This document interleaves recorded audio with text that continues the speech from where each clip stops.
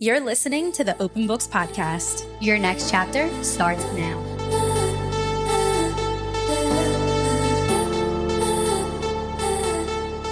This podcast is brought to you by Q&A Network. Amber, they say don't judge a book by its cover, but If you're the cover, Virgo Beauty Studios got you looking like a bestseller. Chapter 1, Flawless Foundation, Epilogue, Compliments All Day. Book your beauty cover at virgobeautystudio.com. Welcome back to the Open Books Podcast. Today we are diving into another episode of Hot Off the Shelf for the month of August. We're going to jump. Dumpy? What are we doing? We got dumpies? We're going to not dump, but we're going to jump right in. We're jumping in with August. I can't say August without, but I can see us lost in the memory. Or August slipped away. like a moment in time. Or August. Yeah.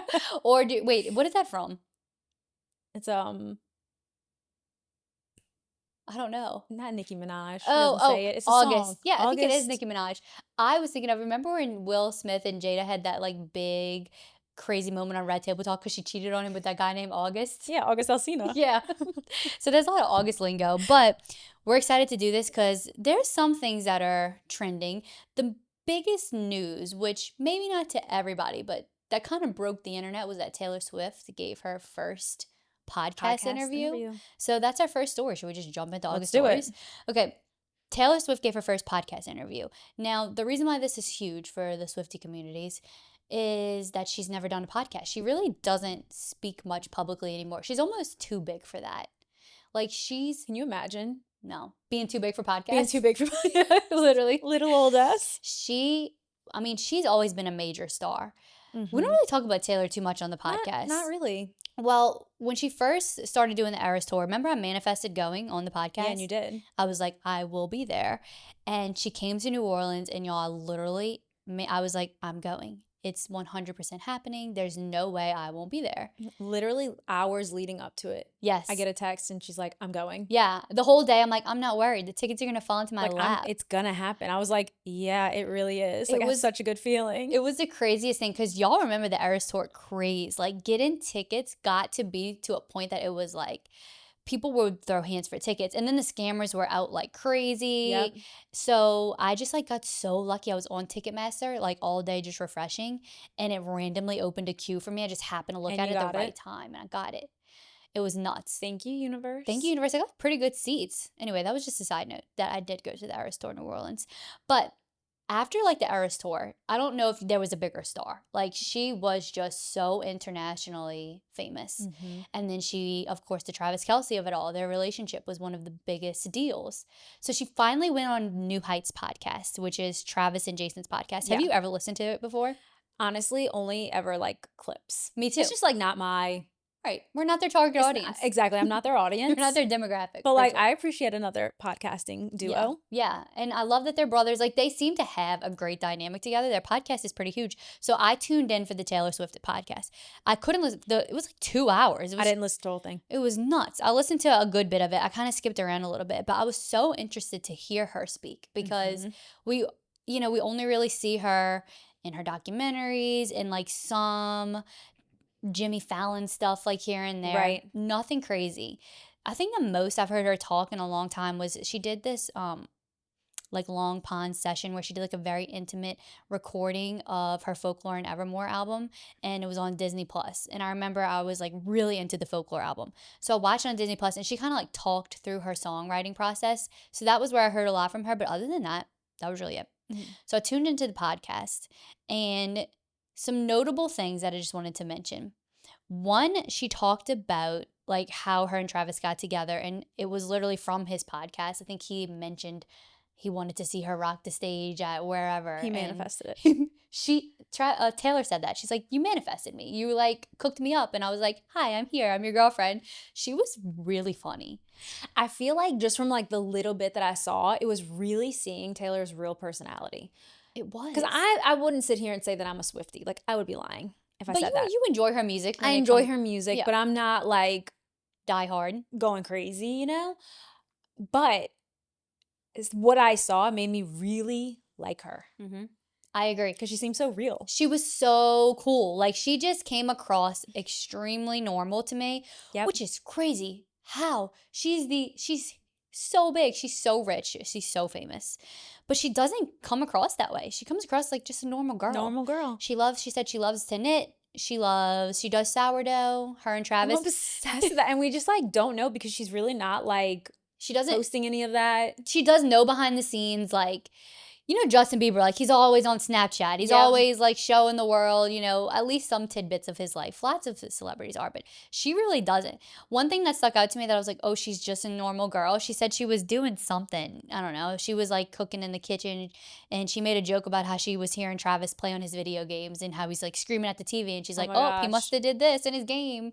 I was like, oh, so Relatable. she's one of the gaming wives. No, she's literally a Wife of a gamer. wife of a gamer. Yeah.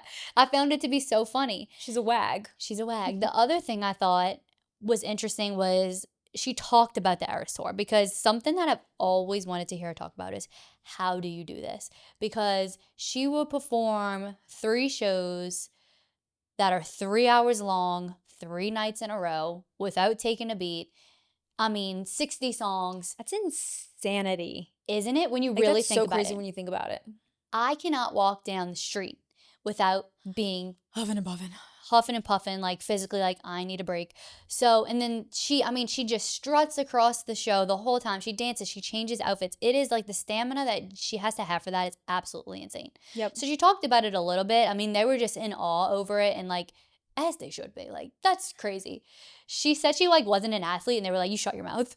No, but like also, I would just be sitting there thinking about like, oh my gosh, this is about to get so many listeners Oh my God. that have never listened to this podcast like me. I saw it was like millions on YouTube already. Like, they had to make so much money off of that. She loves Travis Kelce. Like, they seem so truly happy. Like solid. Haters of Taylor Swift hated that podcast because you can't deny it. Like, they're just a normal couple. Yep. I never really doubted that they were, but I know that people love to hate Taylor Swift too. Yep. Which I don't really get. I don't feel like she's like outwardly in your face. I feel like she has so many years of catalog. I honestly think that some of her fan base makes people hate Taylor Swift. 'Cause Taylor Swift really Solid doesn't. point.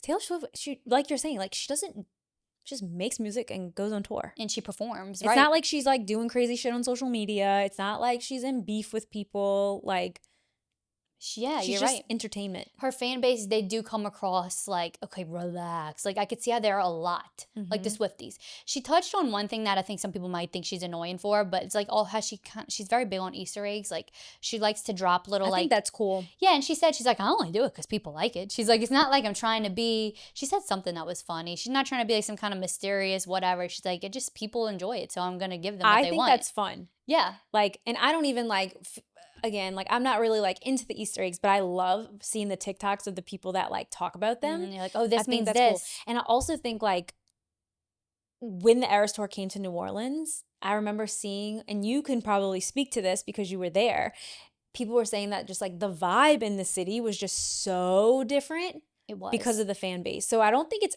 all fans that make her. It was a pure energy in the air. Yes, like I think there's just like a specific type. It's like the confrontational fans, if you will. That are like, you didn't even listen to this song back in 2011 at 11:51 a.m. when she released it, and you didn't cry when she said that she was dropping this album. Could you? You're the worst. You're the worst. So that was cool to see. She was just like very normal. Her and Travis just like had this great energy together. So I think I'm happy for the people that meant something to, aka me. And other than that, that was really it. I think, of course, I guess like her big thing is that she's dropping a new album. I haven't really looked that much into it, but I'll listen when it comes out. Oh, I'll definitely be listening, and it'll be fun for us to kind of like talk about that too. Yeah, definitely. Yeah. So our next story, we are both currently watching the new season of Bachelor in Paradise. I am thoroughly enjoying my time with that. So it's season 10. It just kicked off. They're in Costa Rica.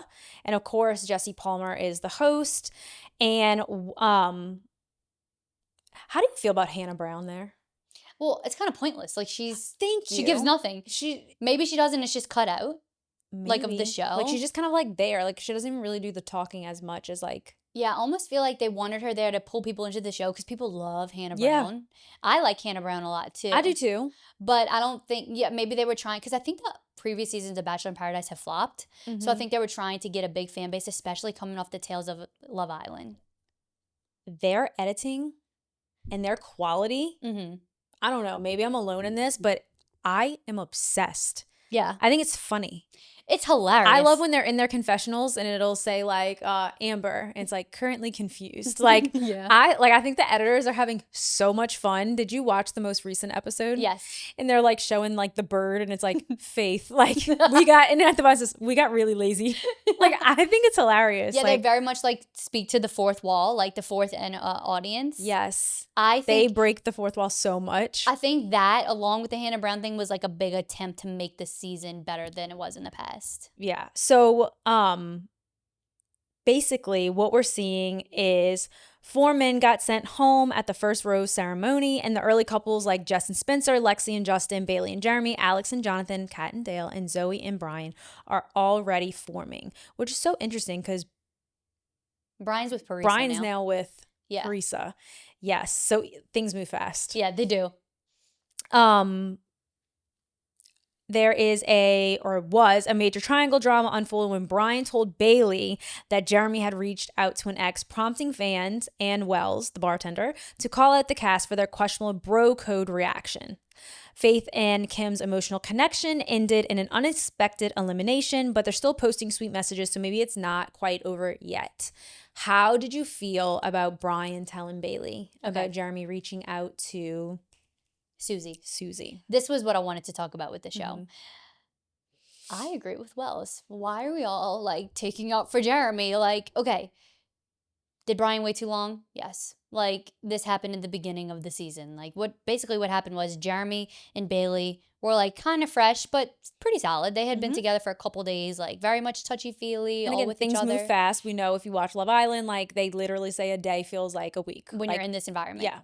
100%. So I would imagine similarly it feels like that for Bachelor in Paradise. I think so too. And you could tell, like, people get very attached to each other very quickly because there's nothing else to do. You don't have a phone. You're just with each other on an island. You're focused on love. Yeah, exactly. So he goes on a date with Susie and then chooses Bailey because he felt like it was the right thing to do as far as viewers go. Like, I could tell he wanted to choose Susie. I don't like Jeremy. No, me either. And when he chose Bailey, I was like, why'd you do that? You know you didn't want to. I feel like he did it because he thought that's what the viewers would want to see. So then he like backtracks, because she goes on a date and he's like, oh, well, oh my God, I'm going to call Susie just because she tried to go on a date and explore something just like he did, by the way. Yep. So he calls Susie. Major L for Jeremy in this moment. Very icky because Susie's like, literally, no, I'm not. Yeah, she's like, no, I'm not. I'm not coming back. She already left. Like, and that was very emotionally also good charged. for her. It was very good for her. She was already going through a lot of emotional things dealing with her ex. She gets this call from this guy, come back. She's like, no. But you didn't pick me. Right, you didn't pick me. Jeremy like holds on to this for however many episodes. Now, I get Brian, like, maybe not saying anything because Jeremy's his bro. And Jeremy basically like whispers it to Brian that night. I don't know if he thought the cameras couldn't hear. I'm assuming he did because he's like, hey, I actually wish I would have picked Susie. Yeah. And I called her. I'd propose to her. Why did he say that? Spot. I don't know. That was so weird. It's just wild. If I was Bailey and I heard that, I'd be like, you're so freaky. You're creeping me out. Why would you propose to Susie? You don't even know the girl. I don't think Brian was wrong. I don't think Brian was wrong either. I think maybe what I wish Brian would have did was like stood on it. Instead, he got like really nervous and then told Dale he didn't say anything. Oh, and he was like straight up lying. And I was just thinking, Brian, I know this is like a scary thing when everyone's coming at you. Heart's beating. You could see it. You could see he was like, he was so nervous. And Dale's like, I mean, the call, right? Like, what call? And he's like, what call? I don't, which call was it? I'm like, no, Brian.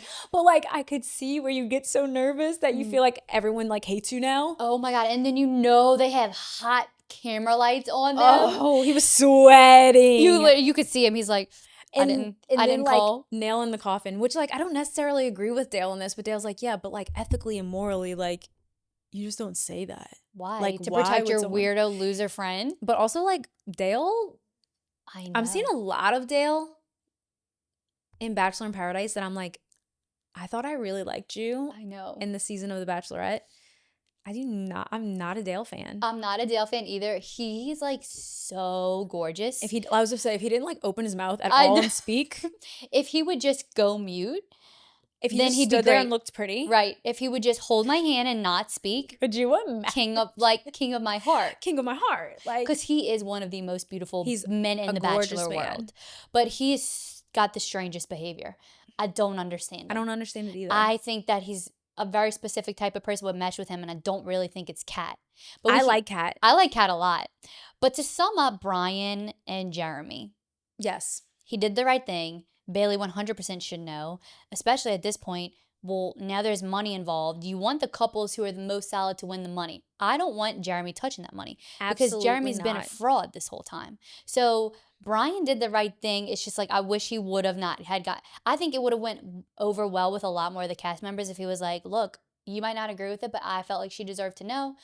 But that's not what he did. He kind of acted like, No. "Why would I do that? I didn't do that." do it. So then it just made Monet look like a liar. Now so it's like real bad. it's really bad. bad. Dude, you could tell Parisa's like, "Oh my God, this is like." I know, and she's like, Parisa's like being more real about it. She's like, yeah, he's telling her right now. Yeah, I like Parisa and like She her was little like Alex, Jersey accent. Yeah, she was like telling Alex, like, yeah, what do you mean? He's telling Bailey right now. And Brian's over there like, And she's like, Alex is like, oh no. I think Alex also was like, "Oh no," because she knew. and she didn't say anything, And they're besties. which added on an extra layer of like. But I like Wells coming in and be like, "Why is everyone mad at Brian?" Like He shouldn't be. she should have known. So that's probably the most interesting thing that's happened this season. I'm excited to Definitely. see how it plays out. Yeah. All right, next story. Next story. Oh wait, one more thing I want to say about The Bachelor in Paradise. I don't understand the money thing. Does one couple win the money, or does multiple win the money? Multiple people win the money and split it? That's a good point. I will say, this is the farthest I've ever made it in Bachelor in Paradise. I usually stop watching. Yeah, because it gets boring. It gets so boring. But they're doing a really good job this season. They are. I don't think there's ever been money involved though. I think this is the first time. Probably because people I guess stopped that's watching. why I have no idea. Well, probably, and people probably stop watching just like we do. So they were like, "How do we keep people to the end? Let's bring in money." Money. Okay, I'm not mad about it. You got me. Next, now this is a kind of older story, but something I still wanted to touch on because I found it to be really interesting. Hailey Bieber's skincare and makeup brand Rhode has officially been sold to Elf Cosmetics for a massive $1 billion, which is just That's huge. insane. Insane. And I was curious how it all Like, works. she's done. Like, she's so good. she don't need to do shit. Y'all, Ever. And you're married to Justin Bieber. we'll say this every time, but like Hailey Bieber wins at life. Say what you want about her.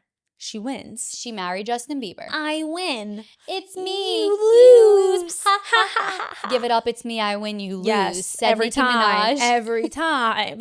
Said Nicki Minaj and Hailey Bieber because one, she's married to Justin Bieber. Two, she has a amazing makeup company, and now she's a billionaire. So, but the way it all works is that Elf's biggest deal ever, way bigger than their $355 million Natranium buyout back in 2023, is now with Rhode. Hailey launched Rhode in 2022 and made over $212 million in sales last year.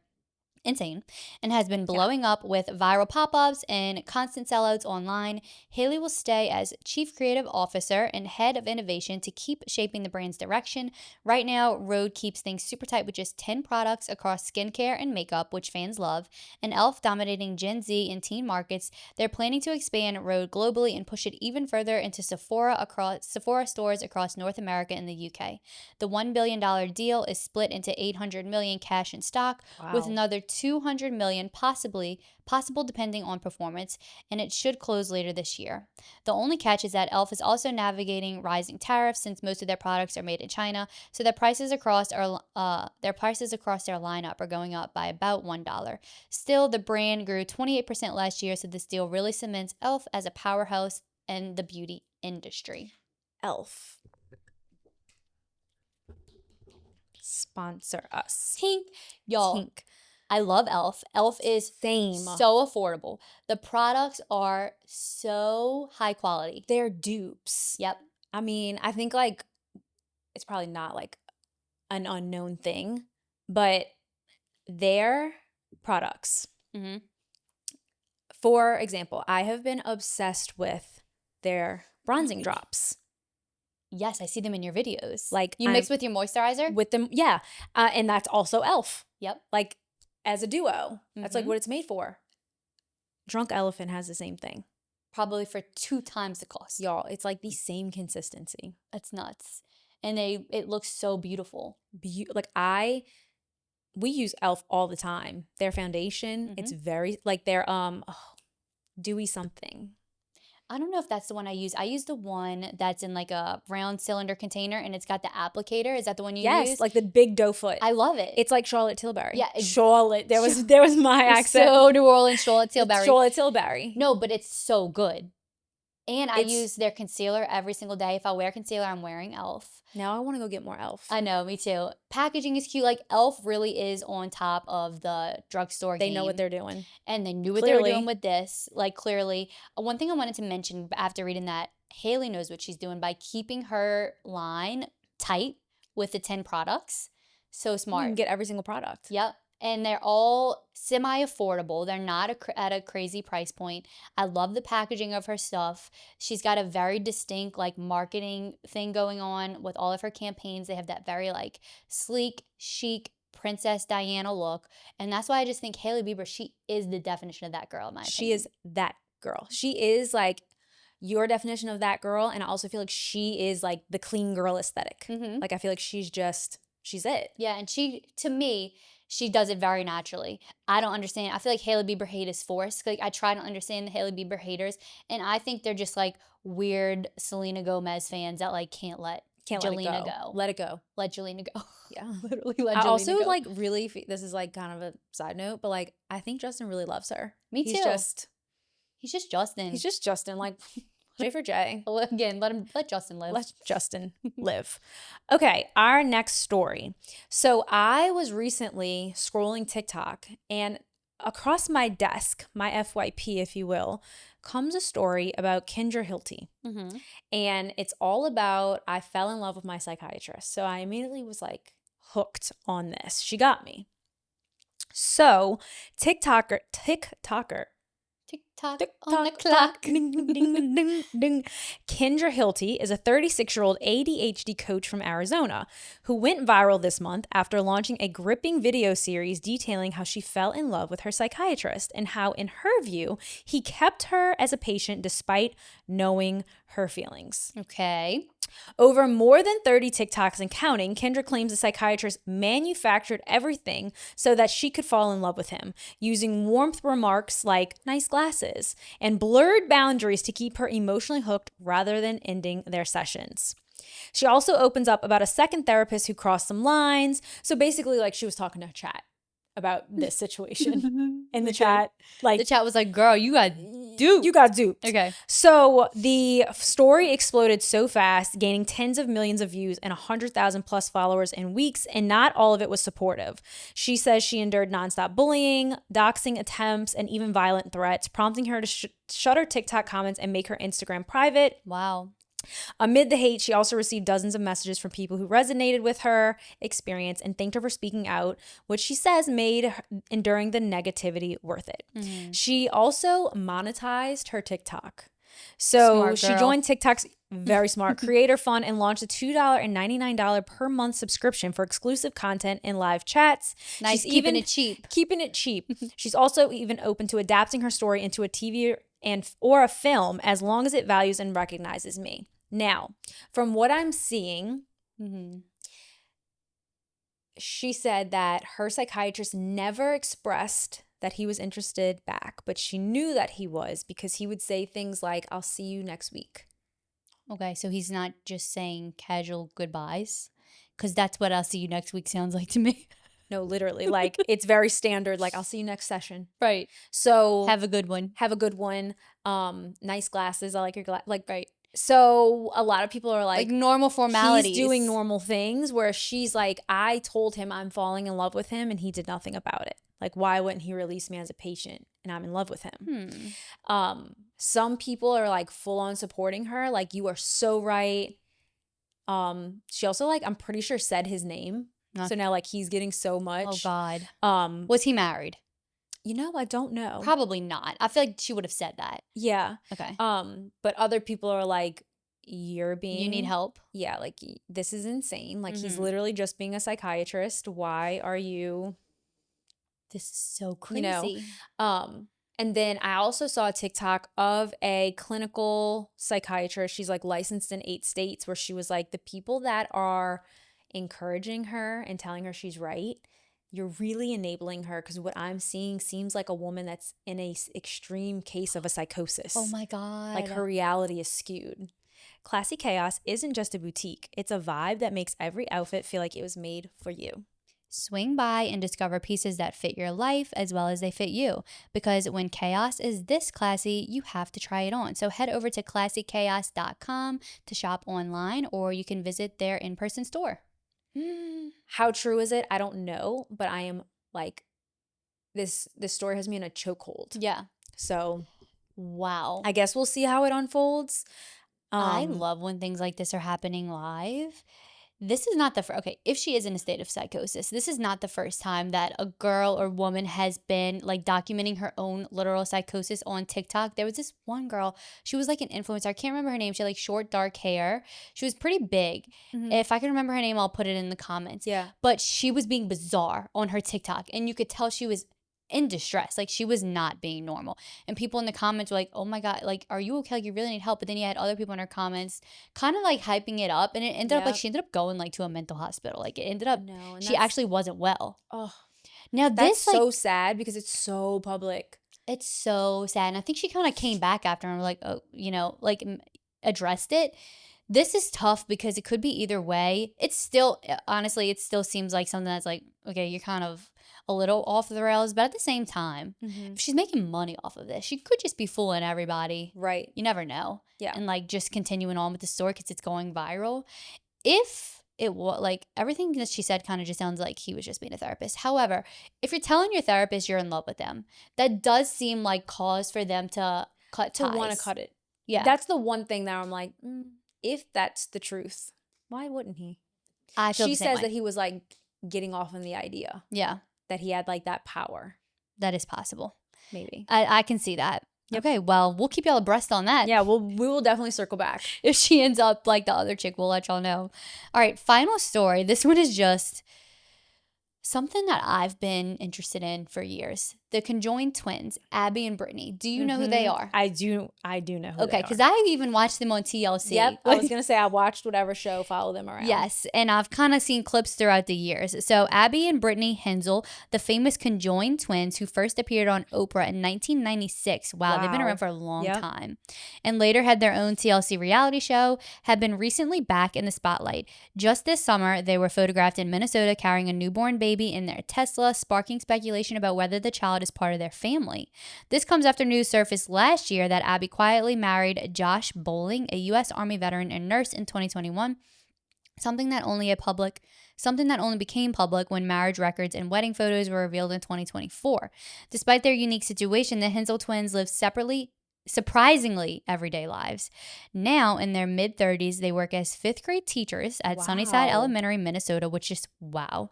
Legally, they are recognized as 2 separate individuals, yet they share one salary, which has disturbed debate about fairness since they both actively teach and contribute equally in the classroom. We have thoughts about that. Outside of work, they drive together. Abby handles the pedals, Brittany controls the steering, an incredible example of teamwork in their daily life. The twins have always balanced public fascination with a strong desire for privacy. Their recent outing with a baby has reignited interest in their story, but what stands out most is how they've continued to build independent, fulfilling lives while sharing one body. From marriage to teaching careers, they defied expectations and showed that they can pursue milestones and dreams just like anyone else. So I guess the main things I wanted to ask you and touch on is, okay, they're 2 separate people. They have 2 separate identities. They have one salary, but they both teach. Is that fair? The other thing is, I have questions about like the marriage thing. Are they both married to one person? Is one person married and the other one is single? That's just something that I wonder. The other thing I wonder is, I think it's amazing that they're teachers. Like, oh yeah, such a, I don't know, stand up thing for them to do.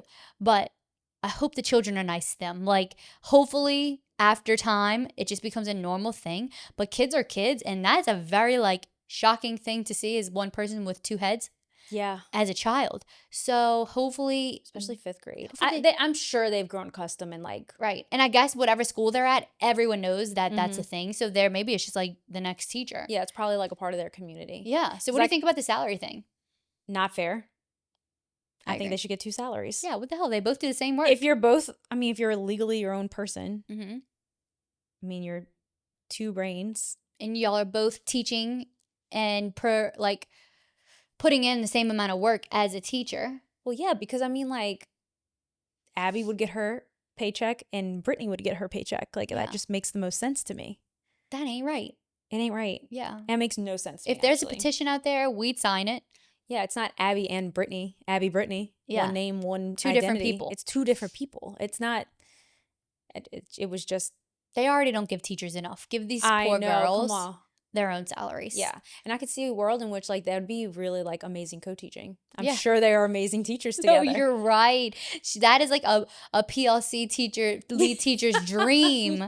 Yeah. 2 teachers co-teaching at once, bouncing off of each other. One's helping an inclusion child. One's helping Yes. the other regular ed. Like it's actually actually a school amazing. board's dream. Yeah. Like I'm thinking like Not fair. it's probably like those kids probably really benefit. Yeah. Now as far as the relationship aspect, that could get really murky. I know. Like I personally couldn't be married to someone that was conjoined no. because like how does the intimacy work? How does like someone's always there? No, literally, someone's always there. Like, That wouldn't work for me. can but one that's me sleep personally. while the other is awake? That might make the intimacy thing work, but I doubt like they're that still there. They're still there. But maybe they've just found this rhythm. I'm sure they have this I'm as their sure, life. yeah. It's just so fascinating. And I do feel bad for them that their like situation in life is such a fascinating thing, but it really is. It is. I want to know more. I would love to just like Be a fly in the wall for one day. there's so many questions. Can y'all please like amp up your show again now? Like I want to see you Just teach. do a tell all. Tell us every single nitty gritty detail. We want to know. Are they on TikTok? They might be. Do we get like behind the scenes? Because like I want to see them in their classroom. I want to see them at home. What is their teaching styles? Y'all, Let's I see. am like the ultimate. Like I love content. Yes, I want to consume it. Like I want to know. So I see they do have a TikTok. It's got What's the name? 320,000 followers. Abby and Brittany Hensel. Okay, so they show the marriage. It looks like they're like both in the wedding pictures, but I guess only one of them. But they don't post often at all. Oh, that picture's like old. Yeah, they haven't posted since 2024, and it's only like pictures of themselves. So they don't really Interesting. give us what we want. And I understand. But Yeah, at the same time, give us more. we want more. We want to know all the details. It's It's extremely such an interesting fascinating. thing. Like looking at pictures, I kind of forgot like Yeah, how severe it was. I know. All right, y'all. Well, that wraps up. Yeah, our next on the shelf is Too Old for This by Samantha Downing. Yes. We're excited to read that one. So yeah, read along with us. Yeah, it's going to be a little bit different than what we're used to, but it's still in like the same thriller genre. So we think it's Absolutely. going to be a lot of fun. Send us your thoughts. Follow us on social media at Open Books Podcast and follow our personal pages on our TikTok. If you click on our Open Books Podcast page, we'll be tagged there. Leave us a review. Like, comment, share. Show know us the drill. love. You know what to do. Tink, tink. Love you. Bye. Love you. Bye.